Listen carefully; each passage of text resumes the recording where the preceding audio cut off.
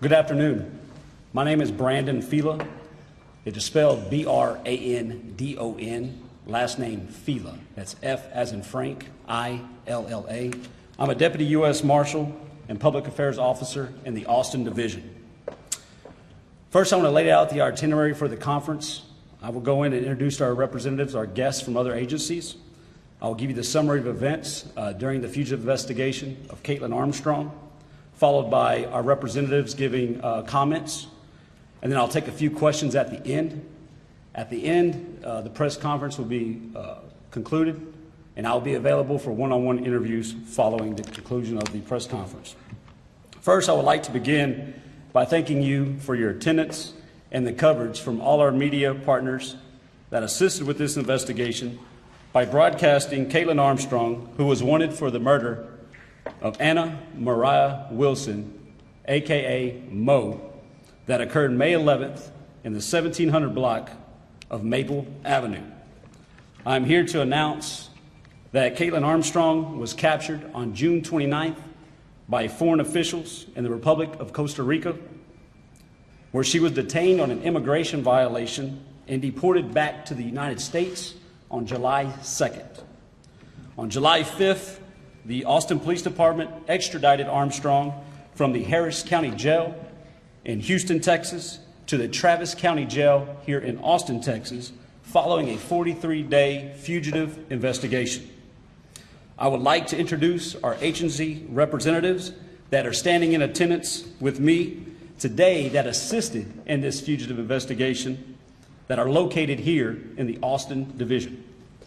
First of all, United States Marshal Service, Lone Star Fugitive Task Force Supervisory Deputy Christopher Rhodes, Deputy United States Marshal Emir Perez, and with the Austin Police Department, Assistant Chief Investigations Bureau Jerry Balzon, Austin Police Department Lieutenant Investigations Bureau Lieutenant Shane Streepy, and the Austin Police Department Homicide Detective Richard Spittler, Austin Police Department Tactical Intelligence Officer, or Tactical Intelligence Unit Task Force Officer Mark McLeod, and the Austin Police Department Tactical Intelligence Unit Task Force Officer Jonathan Riley.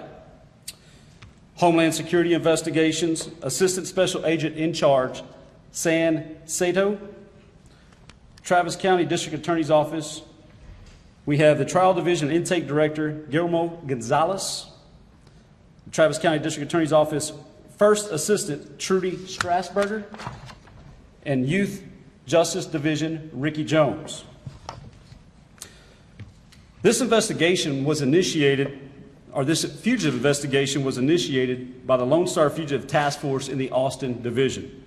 This task force is comprised of 13 local, state, and federal authorities that include the Austin Police Department Tactical Intel Unit and Homeland Security Investigations that are here today. This task force was formally established in 2005, and the Austin Police Department Intel Tactical Intelligence Unit was our first partnership agency. This task force was formalized to assist our local, state, and federal partners in locating and apprehending violent criminals by sharing databases in real time to create an intelligence hub to extricate the worst of the worst criminals that wreak havoc in our communities by committing acts of violence that victimize members of our communities. This task force apprehends violent criminals on a daily basis here in Austin. And to give you an example, the Austin serial bomber in March of 2018 and the 6th Street shooting that took place here in the Entertainment District last year in June of 21.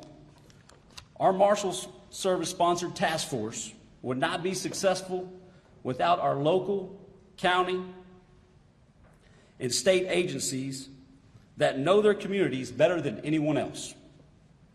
The task force allows local crime to get federal attention, and Kaitlin Armstrong is our most recent example.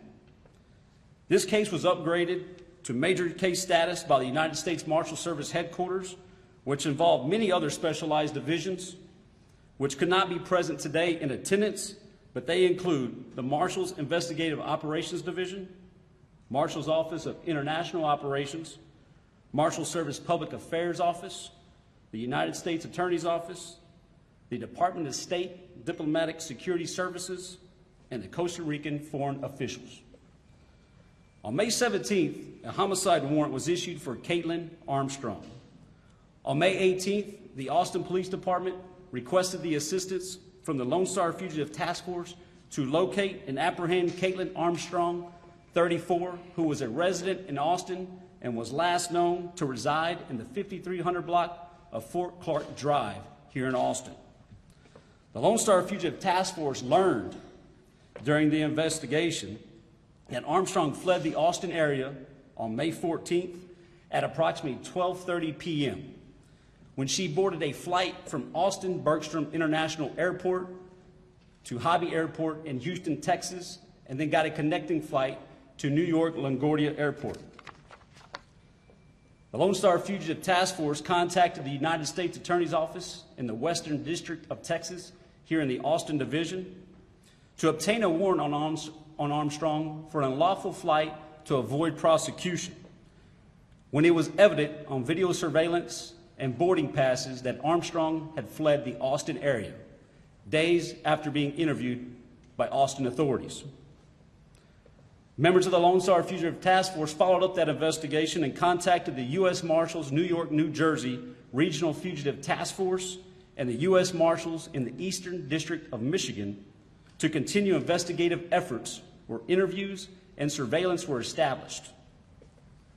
During an interview, it was learned through a confidential source that Armstrong was transported to the Newark International Airport in New Jersey, and at that time, the direction of travel was unknown. On June 6th, the U.S. Marshal Service announced the case to be upgraded to major status. This upgraded status comes with additional funding, additional manpower, and specialized skills from individuals that work in a program that was developed in 1985 by the U.S. Marshal Service to assist the U.S. Marshals' top 10 that list the most violent criminals that hide in the shadows for an extended period of time. The Marshal Service posted a cash reward listed at $5,000 for tips leading to the arrest of Armstrong, followed by a $1,000 cash reward posted by the Austin Area Capital Crime Stoppers. An anonymous donor contacted the Austin Area Crime Stoppers and provided an additional $15,000 with a combination of $21,000 for tips leading to the information of Kaitlin Armstrong. As the fugitive investigation continued, investigators with the Lone Star Fugitive Task Force learned that Armstrong sold her black Jeep Grand Cherokee to a CarMax in South Austin, where she received a check for $12,200. On June 30th, we, the Marshal Service, announced that Homeland Security investigations discovered that Armstrong boarded a United flight from Newark International Airport on May 18th and arrived in San Jose, Costa Rica at approximately 8:30 Eastern Standard Time. Armstrong boarded the flight and fled to international territory by presenting a passport that did not belong to her, but belonged to someone that was closely associated with her. U.S. Marshals International Operations immediately communicated with the Department of State Diplomatic Security Services and continued investigative efforts where communication was established with foreign officials in Costa Rica in pursuit of Armstrong after using a fraudulent passport. The U.S. Marshal Service deployed 2 United States Marshals to the U.S. Embassy in Costa Rica to assist the Department of State and foreign officials with intelligence on the possible whereabouts of Kaitlin Armstrong. During the investigation in Costa Rica, it was learned that Armstrong traveled to multiple destinations to include San Jose, where she landed there at the airport, to Jaco Beach, and to Santa Teresa, Costa Rica.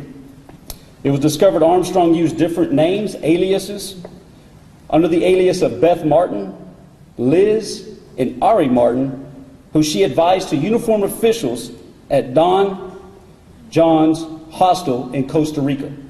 Armstrong used these names at yoga studios and other lodging since her arrival in Costa Rica on May 18th. Officials involved in the investigation conducted old-fashioned law enforcement techniques, went door to door, conducted multiple interviews, going from yoga establishment to other yoga establishments, and also made contact with lodging venues that she had left behind, which then paved the way where Armstrong was detained by authorities at the Don John's hostel located in Santa Teresa Beach in Costa Rica. Armstrong was detained there in Costa Rica on the immigration violation for that fraudulent use of a passport. Armstrong was transported back to San Jose following a 6-hour drive from the hostel to San Jose, Costa Rica, where Armstrong eventually confessed to her true identity. Armstrong, according to foreign officials, Armstrong altered her physical appearance. She dyed her hair brown. She cropped her hair shorter to about shoulder length and had a bandage on her nose where she claimed it was from a surfboard incident just days before. The Department of State Diplomatic Security Services really contributed to the assistance of this apprehension. They are the long arm of the law, and they have the largest global reach of any U.S. federal agency, law enforcement agency, where they have 29 offices in U.S. cities and over 270 locations around the world. They are tasked with protecting the integrity of U.S. travel documents. The U.S. established diplomatic relations with Costa Rica in 1851.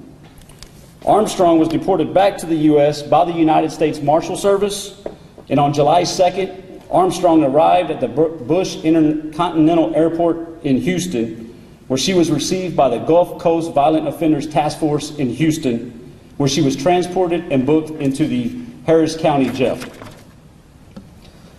I want to make it known that it's important to understand the type of difference between a deportation and an extradition. A deportation is more of an administrative function, and an extradition is an agreement amongst two countries, usually under provisions of a treaty or a statute. I'd like to also bring up the significance of the investigators on this case that stand here before me, that faced the challenge, wanted to be the difference, and became the difference when Kaitlin Armstrong was taken into custody by foreign officials in Costa Rica. We have 3 individuals here that were the leads in this investigation. Those are Deputy United States Marshal Emir Perez, Task Force Officer Jonathan Riley, Task Force Officer Mark McLeod. These individuals, along with many other individuals in the Marshal Service when this was upgraded to a major case, forfeited their leave, their weekends, and their holidays to contribute to closing a 43-day investigation of Kaitlin Armstrong, who was a fugitive from justice, fled not only Austin but the United States, and changed her physical appearance. Everything that the Marshal Service did in this particular case, and members of the Lone Star Fugitive Task Force, when everything was upgraded to a major case, really streamlined all the information in order to communicate with foreign nationals. And like I explained to everyone in the past, it's really a speed pass like at a theme park where you jump the lines because you have something imminent and it needs to be taken care of.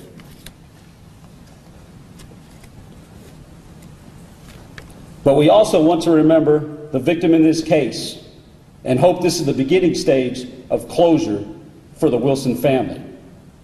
I will now have the Austin Police Department Assistant Chief Investigations Bureau, Jerry Balzan, come forward for his statement. Thank you. Good afternoon, everyone. I am Jerry Balzan. I get to be one of the Assistant Chiefs with the Austin Police Department, and currently I oversee our Investigations Bureau. We stand here today proud of the work done alongside our partner agencies in bringing the Wilson family some closure, and justice. Many of you here know about APD's outstanding homicide unit, as we boast one of the higher clearance rates in the country. But today I want to talk to you about our APD Tactical Intelligence Unit. It's comprised of one sergeant, eight officers, and a detective who collectively have over 125 years of law enforcement experience. This is evidenced in the amazing work they do day in and day out. The primary mission of our Tactical Intelligence Unit is to assist our violent crimes investigators in locating, identifying, and arresting the most violent fugitives in Central Texas. Our Tactical Intelligence Unit is part of the United States Marshals Lone Star Fugitive Task Force, and we are so grateful for this partnership because they provide us additional local, state, and federal resources, including law enforcement personnel, equipment, funding, and most importantly, training. And this all supports our violent crime investigations here in Austin, Texas. Within hours of the murder of Anna Mariah Wilson on May 11th, 2022, our APD Tactical Intelligence Unit, as they do with every homicide here in Austin, began working closely with APD's homicide unit detectives to help identify the suspect in this case. This early collaboration allowed the APD Tactical Intelligence Unit to seamlessly transition from investigation support to fugitive apprehension under the Lone Star Fugitive Task Force. Throughout the fugitive investigation, APD Tactical Intelligence Unit personnel through the Lone Star Fugitive Task Force worked with the Travis County District Attorney's Office, the Travis County District Judges, to obtain legal process in direct support of the fugitive investigation. This investigative process and assistance from our federal partners led to the arrest of Kaitlin Armstrong. Thank you very much. Thank you, Chief. Yep. Thank you, Chief.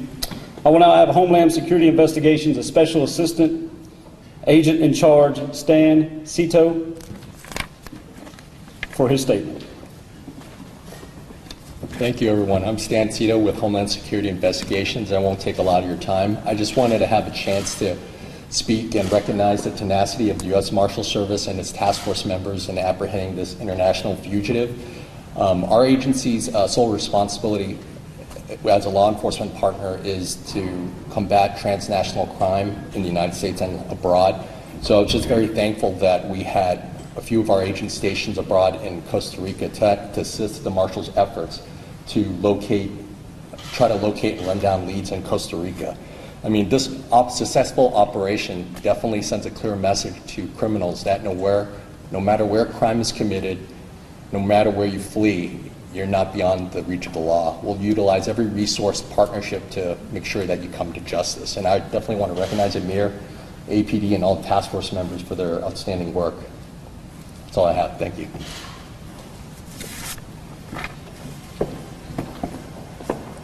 Thank you, sir. Now, I will have the United States Marshal Supervisory Deputy, Chris Rhodes, with his statement. Good afternoon. My name is Chris Rhodes, and I'm the Supervisory Deputy U.S. Marshal for the Lone Star Fugitive Task Force, Austin Division. The Austin Division is comprised of 26 specially deputized task force officers and 5 Deputy U.S. Marshals. The 26 specially deputized task force officers come from 12 local, state, and federal agencies. This diverse group of officers gives us a significant advantage when it comes to locating and apprehending fugitives. Last fiscal year, the Austin Division closed approximately 650 local, state, and federal warrants by arrest. The Armstrong case highlights the effectiveness of local, state, federal, and international authorities working together to apprehend a violent fugitive. The task force officers and Deputy U.S. Marshals assigned to this case worked day and night until Armstrong was apprehended. We would like to thank all our domestic and international partners that assisted with this investigation. We could not have brought Armstrong to justice without their dedication and support. Thank you.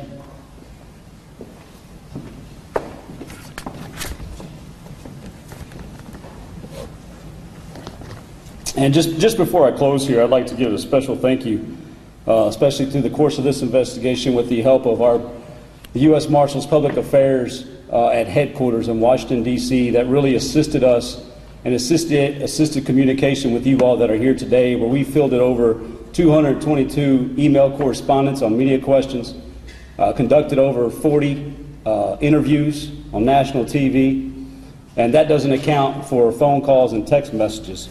But that information assisted us in developing over 80 tips nationwide.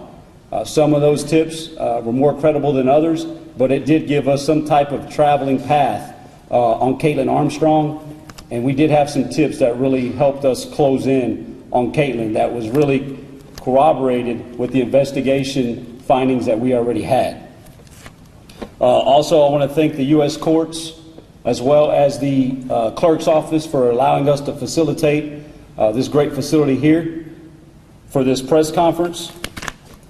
And that will pretty much conclude our press conference. You know what, I'll leave it open for a little bit for questions. If anybody has any questions, I'll take a few. Yeah, I have a question right here. You said that Armstrong used someone else's passport. Is that person facing any charges? That's currently an active investigation right now. And we have forwarded that information to the United States Attorney's Office in Austin and also in New Jersey.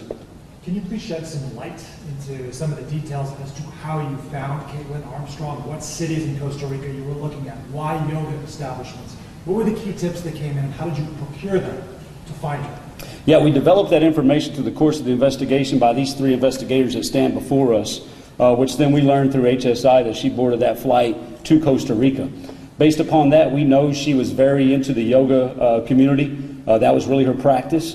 And then when we were able to establish communication with the foreign nationals in Costa Rica, they too have contacts in their local communities and know the area much better than anyone else. And they were just doing old-fashioned police work, where we concentrated, where she took a bus from the San Jose airport in Costa Rica to hours away. They knew the route of that bus, and so that's where they started boots on the ground. And I'm telling you, it was old-fashioned police work. They learned, that she signed. They showed a picture. They knew that she signed the books there under these aliases, and that really started the trail of narrowing down a path on Kaitlin Armstrong. Do you have any reason to believe that she had plastic surgery to try to alter her appearance? You've seen the pictures just like I have, but the receipt that we were able to obtain doesn't have her name on it, so I can't confirm that at this time. But I will say she had a bandage on her nose with a little bit of discoloration under her eyes. Her statement was that it came from a surfboard incident, and I think we'll leave it at that. Did she have any help in her escape route? Did she have any collaboration with friends or family? Our primary goal was to get Kaitlin Armstrong into custody, and we did that in 43 days. We're not going to comment any further as far as if we believe, she had any type of assistance. But we will eventually, slowly look into that now that she's into custody, and we'll present those facts to the prosecutors in this case. How was her attitude? Did she seem compassionate? Did she seem sorry? Or? In speaking with the foreign nationals there in Costa Rica, I'd say she was exhausted. You could tell eventually, when she was encountered by uniformed officers in Costa Rica, she didn't give her true identity at first.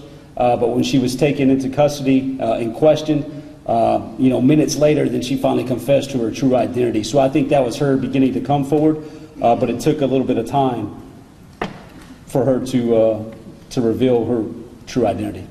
Can you tell how many different yoga studios she visited? I don't know. I'd say it's more than a handful. She took a journey outside that airport. She was gone since May 18th to June 29th. She frequented other hostels, other hotels, as well as other yoga studios. So she was really trying to, build something to where she could instruct yoga there in Costa Rica. Do you have any idea how long she was in Santa Teresa? I don't know. I don't have that information. She was in custody, she was being questioned, and she was released. Can you explain that clerical error? I believe it relates to a services charge expiration, about Botox that was stolen, and that was not sufficient to keep her in questioning. How did that transpire? You know, our unique position here with the Lone Star Fugitive Task Force is we're always here to assist our state, local partners with these types of investigations when there's already a warrant placed on that individual. So when we received the warrant from the Austin Police Department, you know, we didn't really know the true facts of the investigation leading up, you know, to the homicide charge, but we knew that we had a fugitive that fled the Austin area, and that was our priority. And that's exactly what we returned back here from Costa Rica, who's now in the Travis County Jail awaiting further judicial proceedings. So, one more question. How often do y'all have this outcome when you have a situation where someone is, you know, fleeing the country, they had a 5-day, you know, head start as we talked about? How often do you actually capture the person? Yeah, I think here in Marshal Service we look at statistics, and last year we arrested over 55 homicide cases here in Austin. Those weren't all from the Austin Police Department. Those are cases that are here in the Austin Division as well as incoming from other states.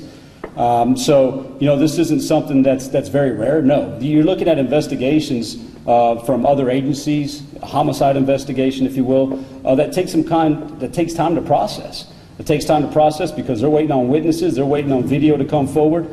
So there's many times that we're days behind.